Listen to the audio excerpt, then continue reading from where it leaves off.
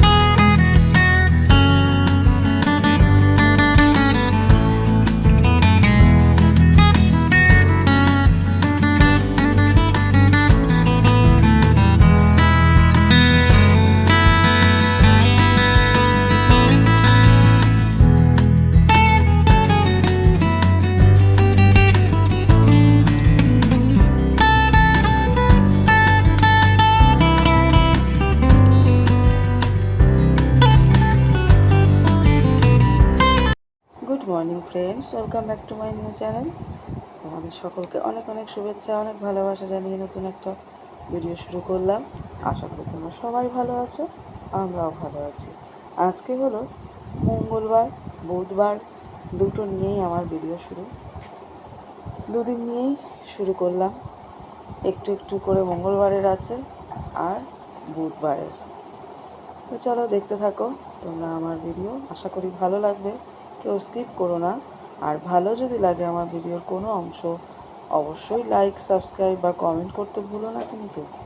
আর যারা নতুন নতুন বন্ধুরা সাবস্ক্রাইব করেছো, তোমাদের সকলকে অনেক অনেক ভালোবাসা, অনেক শুভেচ্ছা, অনেক ধন্যবাদ। আর যারা করে রেখেছো তারা অবশ্যই কিন্তু লাইক দিও আর কমেন্ট করে জানিও কেমন লাগছে তোমাদের আমার ভিডিও। আর আমার ভিডিও দেখে অনেকেই কমেন্ট করছো, মধুমিতাদি, সোমাদি, তারপরে আরেকজন দিদিভাই আছে, নামটা মনে পড়ছে না। তোমরা যে কমেন্ট করছো আমার খুব খুব ভালো লাগছে, জানো তো। তোমাদের কমেন্টগুলো আমাকে আরও এগিয়ে যেতে সাহায্য করে, অনেক আনন্দ, অনেক খুশি করে তোলে, জানো তো। কারণ আমি এমনিতেই অনেক ব্যস্ততার মধ্যে দিয়ে সময় আমার কাটে সারাদিন। অনেক কিছুই আছে যেটা তোমাদের সাথে আমি শেয়ার করে উঠতে পারি না ব্যস্ততার কারণে, জানো তো। যাই হোক, চলো গল্প করতে করতে অনেকগুলো কাজ হয়ে গেল আমার। এবার একটু বোতলে জল ভরে নিই। বোতল তো সব জল ভরতে ভরতেই ফাঁকা হয়ে যাচ্ছে। যদিও বা এই দুদিনের বৃষ্টিতে আমাদের সকলকে অনেক আরাম দিয়ে গেছে, তাই না? এই প্রচণ্ড তাপপ্রবাহ, প্রচণ্ড গরম, তার থেকে তো একটু মুক্তি পাওয়া গেছে অন্তত 2-4 দিন। তারপরে তো আবার গরম পড়বে, এটা আমরা সবাই জানি। তো এই আরামদায়ক পরিবেশটা একটু উপভোগ করে নিই আমরা, তাই না? আর এই জলগুলো ভরে নিই। বোতলগুলো প্রত্যেকটাই ফাঁকা হয়ে গেছে, তাই জলগুলো ভরে যার যার জায়গায় রেখে দেবো। তারপরে আমি আর অভিনব ব্রেকফাস্ট করতে বসে যাব। ম্যাগিটাই আজকে চাউমিনের মতো করেছি। তো চলো দেখতে থাকো, সাথে থাকো, আশা করি তোমাদের ভালো লাগবে। এবার আমি রান্না বান্নার জন্য ব্যবস্থা করছি। আসলে কি বলো তো, তোমাদেরকে আগের দিন আমি ভিডিওতে বলেছিলাম আমার মনটা খারাপ, ওয়াইটি হয়তো আমাকে ছেড়ে দিতে হবে, ব্যস্ততার কারণে একদম সময় অ্যাডজাস্ট করে উঠতে পারছি না। কিন্তু সেটা তো আমাকেই অ্যাডজাস্ট করতে হবে, এটা আমাকে সোমা দিদিভাই বলেছে। ঠান্ডা মাথায় চিন্তা করো, ঠিক পথ খুঁজে পাবে। ঠিক তাই, সব কিছুই নিজের ওপর নির্ভর করে। কারণ আমরা তো গৃহিণী, তাই না? সংসারের প্রত্যেকের কথা চিন্তা করে যদি সময় মতো তাদেরকে সব কিছু দিতে পারি, তাহলে নিজের ইচ্ছাটাকে কেন পূরণ করতে পারবো না? নিজেকেও গুরুত্ব দিতে হবে, তাই না? নিজের ইচ্ছাটাকেও গুরুত্ব দিতে হবে, নিজেকেও গুরুত্ব দিতে হবে। তবেই না আমরা আরেকজনকে গুরুত্ব দিতে পারবো, তার ইচ্ছাটাকেও সম্পূর্ণরূপে রূপ দিতে পারবো, তাই তো? সেই জন্যই আমিও ভাবলাম যে দেখি চেষ্টা করে, পারবো না বলে তো কিছু নেই। আমাদেরকে তো অনেক কিছুই পারতে হয়, তাই না? আমরা বিয়ের আগে ছিলাম মেয়ে, বিয়ের পরে হলাম কোনো এক বাড়ির বউ, তারপরে হলাম মা। তো এত রূপ যদি আমরা ধারণ করতে পারি, এত ক্ষমতাই যদি আমাদের হাতে থাকে, তাহলে এইটা কেন পারবো না বলো?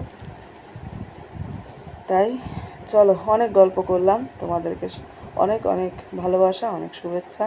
তোমরা সবাই আমার ভিডিও দেখছো, কমেন্ট করছো। তো এমনি করে প্রতিদিন আমার ভিডিও দেখো আর কমেন্ট করে জানিও কার কেমন লাগছে, ঠিক আছে? চল এবার গাছগুলোতে একটু জল দিতে চলে এলাম।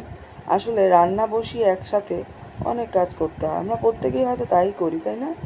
রান্না বসাই আর তার সাথে আরও দু একটা কাজ করে ফেলি, অভ্যস্ত হয়ে যাই না দিনে দিনে। এক সময় জানো তো এত কিছু মাথায় যেন পাগলের মতো লাগতো, যখন ধরো বিয়ের পর পর নতুন নতুন ছিলাম। কিন্তু তারপর সময়ের সাথে সাথে কখন যে এতটা, কখন যে পরিস্থিতির সাথে সাথে নিজেকে বদলে ফেলতে পেরেছি নিজেও জানি না। তো সেই সময়গুলো যদি পার করতে পেরেছি তো এখন কেন পারবো না বলো? কারণ আমার সময় আরও খারাপ গেছে সেই সময়টা যখন লকডাউন। টাকা পয়সার জন্য নয়, সময়ের জন্য নয়, পরিস্থিতি আমার খারাপ গেছিলো। কেমন জানো? আমার শাশুড়ি মা তখন পুরো বিছানায়। 19 সালের মধ্য থেকে আর 20-21, 19-20-21, 18 সালও শেষের দিকে লকপক করেও অনেকটা সুস্থ হয়ে গেছিলো। মানে অসুস্থতা টালমাটাল যাচ্ছিলো আমাদের পরিস্থিতি, জানো না? তো তারপরে তখন সেই পরিস্থিতি এমন হয়েছিল, আমাদের আয়া রাখতে হয়েছিল। লকডাউন পড়ে যাওয়াতে আমাদের সেন্টার থেকে আয়া পাওয়া যাচ্ছিল না। কারণ কি, গাড়ি ঘোড়া চলছিল না সেই সময়। আমাদের মাথায় হাত যে কী করে কী করব। কারণ মা একদম বিছানায় ছিলেন, তার কোনো কিছু পুরোটা আমি পারবো সেই পরিস্থিতিতে আমিও ছিলাম না। কারণ আমারও তখন 20 সালের নভেম্বরে গল ব্লাডার অপারেশন হয়েছিল, জানো তো? তো এসব গল্প থাক, এই পরিস্থিতিগুলো যদি মানিয়ে নিতে পেরেছি, এটা কেন পারবো না? এটাই মনে জোর এনে দেয় আমাকে, জানো তো? আর তোমরা সবই পারবো আমরা, তাই না?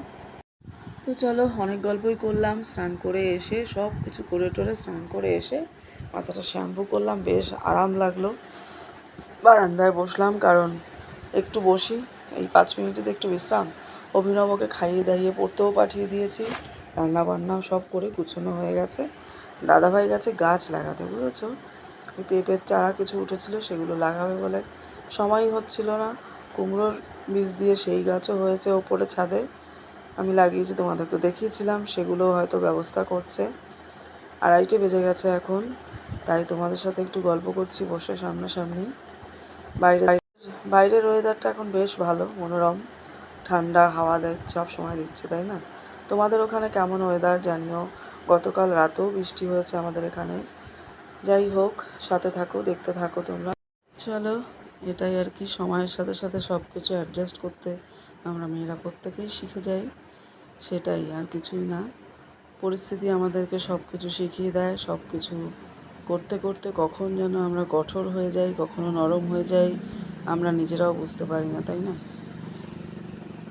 চলো, ভিডিওর কোনো অংশ যদি তোমাদের কারোর ভালো লেগে থাকে, আমাকে যদি ভালোবেসে থাকো, তোমরা প্রত্যেকেই আমার পাশে থেকো, এইভাবে এগিয়ে গিয়ে আমাকে লক্ষ্যে পৌঁছাতে সাহায্য করো। এটাই, আর কিছু না। এবার আমরা লাঞ্চ করব দুপুরের। দাদাভাই স্নান করে এলেই।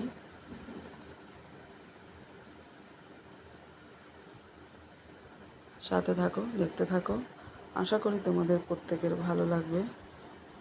আর আমার ভিডিও যদি তোমাদের ভালো লেগে থাকে, অবশ্যই একটা লাইক, প্রত্যেকে একটা করে লাইক দিও, আর কমেন্ট করে জানিও কার কেমন লাগলো।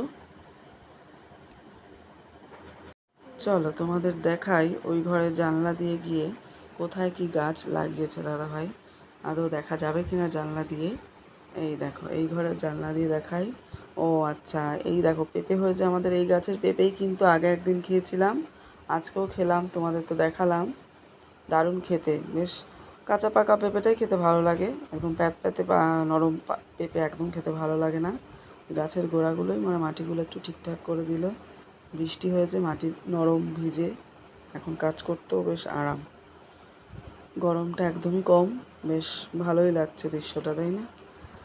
গুড ইভিনিং তোমাদের সকলকে। এখন প্রায় অন্ধকার হয়ে আসছে, বসে আছি অভিনবর অপেক্ষায়।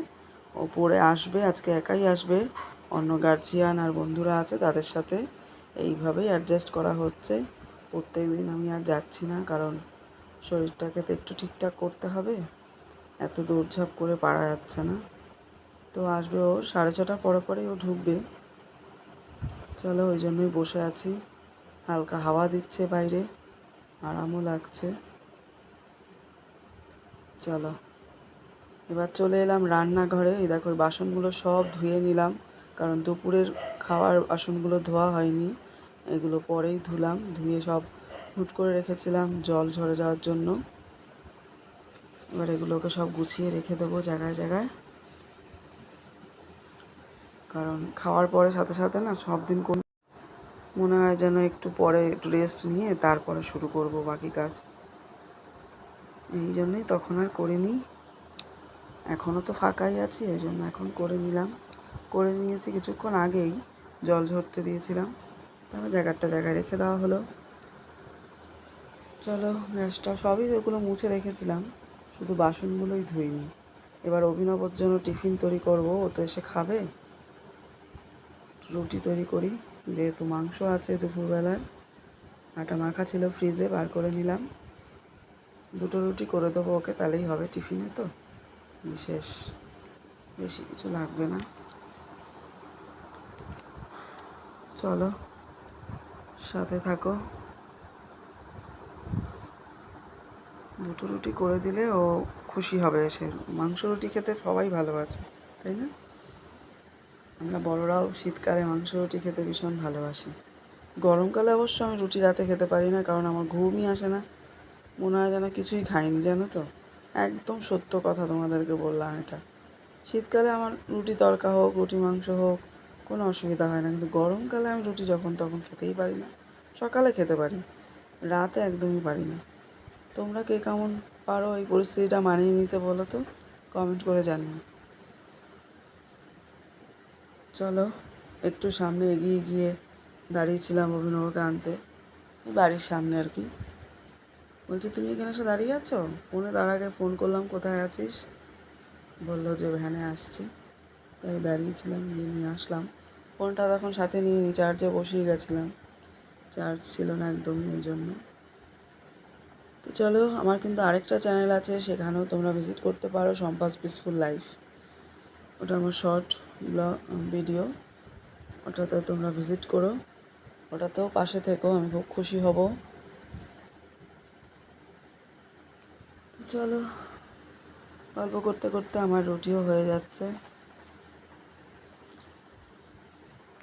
কত গল্পই না তোমাদের সাথে যে শেয়ার করে ফেলি, আর কত গল্পই না বাকি আছে। যাক, একা একা থাকলে বোকা, তাই না? মাঝে মাঝে তোমাদের সাথে এই গল্পগুলো করি বলে তাও মনটা অনেকটা হালকা হয়ে যায়, ভালো লাগে, এটাই আর কিছু না। এই যে ভিডিও করে উঠতে পারছি না সময় মতো, এটাই যেন ভালো লাগে না মাঝে মাঝে। চলো, রুটি হয়ে গেল,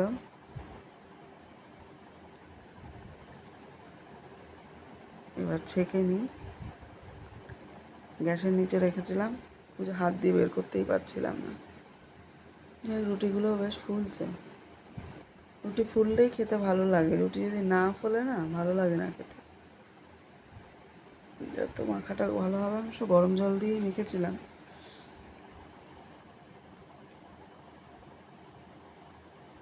এইভাবে একটু হাত দিয়ে ঝেড়ে নিলে গুঁড়ো আটাটা পড়ে যায়। যাই হোক, ভিডিও আমি এখানে শেষ করলাম। ভালো লাগলে পাশে থেকো, আর দেখা হচ্ছে নতুন একটা ভিডিওর সাথে। লাইক কমেন্ট শেয়ার করো। টাটা।